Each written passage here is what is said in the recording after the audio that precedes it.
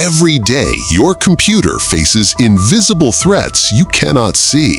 But did you know there are actually 10 completely different types of computer viruses? Each one more dangerous than the last. By the end of this video, you will know exactly how to protect yourself. Let's get into it. File Infector Virus. A file infector virus is one of the oldest and most well-understood categories of computer malware, attaching itself to executable program files and activating whenever the infected program is run by the user. When a user opens an infected application, the virus code executes first, performing its malicious actions and then passing control to the legitimate program, so the user notices nothing unusual while the infection spreads silently in the background. The virus spreads by copying itself into other executable files on the same computer and onto any removable storage devices or network shares that the infected machine has access to, progressively infecting more files with each activation. Early file infector viruses were primarily designed to cause damage, deleting files, corrupting data, or displaying messages, but modern variants are more likely to establish persistent backdoor access or install additional malware components after the initial infection. Keeping operating systems and applications updated with security patches, using reputable antivirus software with real-time protection, and avoiding downloading software from untrustworthy sources are the primary defenses against file infector viruses. Boot sector virus. A boot sector virus infects the master boot record or volume boot record of a storage device, the critical area of a hard drive or USB drive that contains the instructions the computer needs to start its operating system. Because the boot sector executes before the operating system loads, a boot sector virus activates before any security software can run, giving it a privileged position in the system that makes it particularly difficult to detect and remove. These viruses were especially prevalent in the era of floppy disks, when sharing physical storage media between computers was the primary method of transferring files. An infected floppy disk left in a computer's drive would infect the machine during startup. The stoned virus, discovered in 1987, became one of the most widely spread boot sector viruses in history, estimated to have infected millions of computers worldwide, primarily through the sharing of infected floppy disks between university students. Modern defenses include secure boot technology built into UEFI firmware that verifies the integrity of boot code before executing it, preventing unauthorized modifications to the boot sector from persisting across restarts. Macro virus.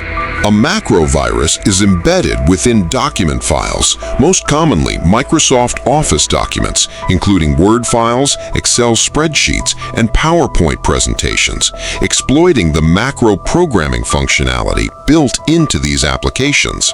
Microsoft Office applications include a powerful scripting language called VBA that allows users to automate repetitive tasks. Macro viruses abuse this legitimate functionality to execute malicious code when an infected document is opened. The Melissa virus of 1999 was one of the most damaging macro viruses in history. When an infected Word document was opened, the virus automatically emailed itself to the first 50 contacts in the victim's Outlook address book, causing such rapid spread that major corporations and government agencies were forced to shut down their email systems. Social engineering plays a critical role in macro virus distribution. Attackers disguise infected documents as invoices, shipping notifications, important reports, or other content that users have strong reasons to open and interact with. Microsoft Office now disables macros by default in documents received from the internet or email, displaying a warning bar that users must actively click to enable macros, which has significantly reduced the effectiveness of macrovirus distribution through email attachments. Polymorphic virus. A polymorphic virus is designed to evade detection by constantly changing its own code, mutating its signature with each new infection while preserving its malicious functionality, making it significantly harder for signature-based antivirus systems to identify. Traditional antivirus software identifies malware by comparing code against a database of known threat signatures, unique patterns of code that identify specific viruses. But a polymorphic virus rewrites its own code with each replication, producing variants that do not match any stored signature. The mutation engine at the heart of a polymorphic virus generates different encryption keys and code arrangements for each copy it creates. Every infected file contains a functionally identical but structurally different version of the virus. Some of the most sophisticated polymorphic viruses use metamorphic techniques that go beyond simple encryption, actually rewriting their logic using equivalent but different code sequences, inserting meaningless instructions, and reordering operations to create variants that share no recognizable code sequences with their predecessors. Behavioral detection systems that identify malicious activity patterns rather than specific code signatures are the primary effective defense against polymorphic threats, since the behavior of the virus remains consistent even when its code changes continuously. Resident virus. A resident virus embeds itself permanently into a computer's memory, loading itself into RAM when the system starts and remaining there to intercept and infect files as they are accessed, rather than simply activating when an infected file is run. The memory-resident nature of this virus type makes it particularly persistent and dangerous.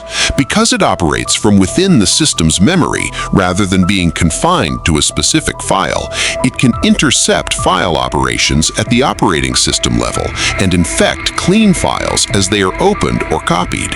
Resident viruses monitor system calls, the low-level requests that programs make to the operating system to perform file operations, intercepting these calls to infect any file that the system touches during normal operation.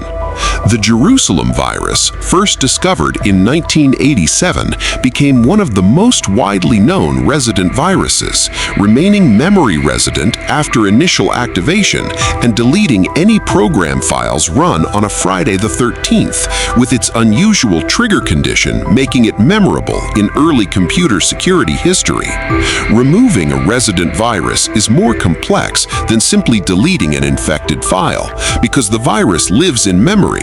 Effective removal typically requires booting the computer from clean external media to scan and clean the system before the virus has an opportunity to load into memory. Network virus. A network virus spreads primarily through network connections, propagating from computer to computer across local area networks, corporate intranets, and the internet by exploiting network protocols, shared drives, and vulnerabilities in networked services. Unlike viruses that require a user to actively run an infected file, network viruses can spread autonomously by scanning for vulnerable connected systems and transmitting themselves without any human action, a capability that enables them to spread with extraordinary speed across connected environments. The I Love You virus of 2000 spread through email networks with devastating speed. Within 10 days of its release, it had infected more than 50 million computers worldwide and caused an estimated $10 billion in damages, temporarily overwhelming corporate and government email systems globally. Corporate networks with inadequate segmentation are particularly vulnerable to network viruses.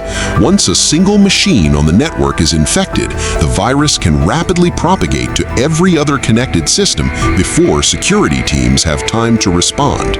Network segmentation, dividing corporate networks into isolated zones with controlled traffic between them, limits the spread of network viruses by containing infections within smaller network segments rather than allowing them to propagate freely across the entire organization.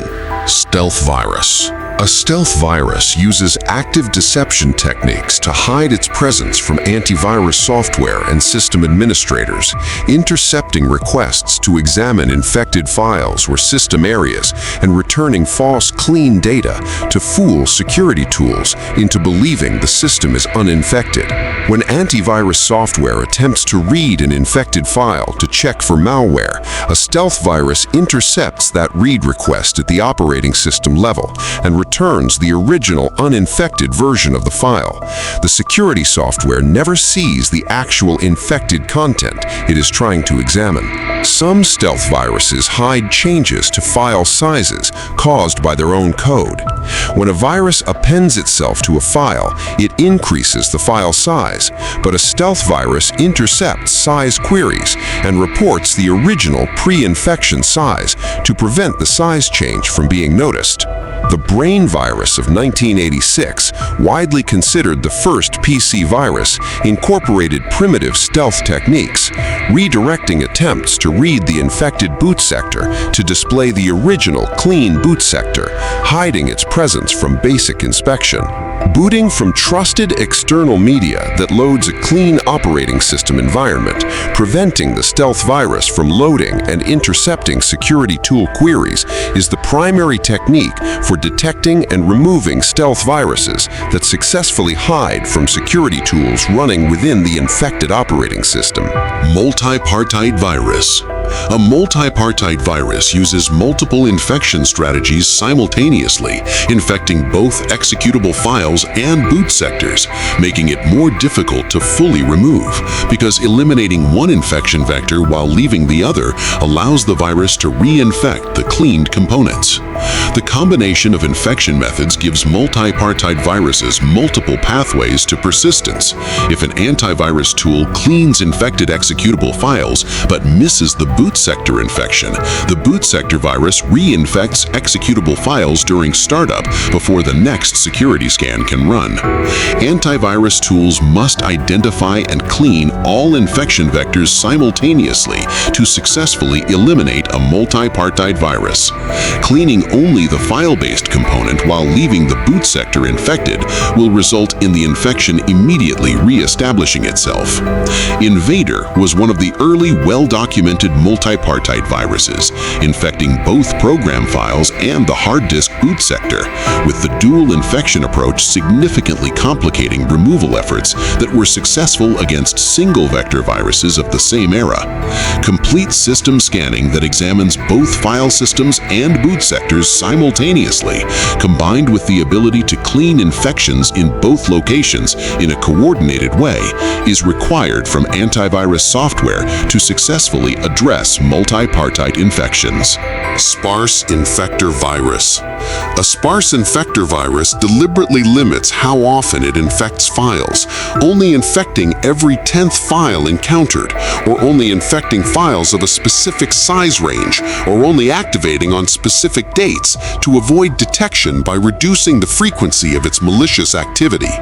The deliberate restraint of sparse infectors reflects a calculated strategy. A virus that infects every file it encounters creates obvious performance impacts and rapid spread that security software quickly detects, while a virus that infects rarely can persist undetected for long periods while gradually spreading.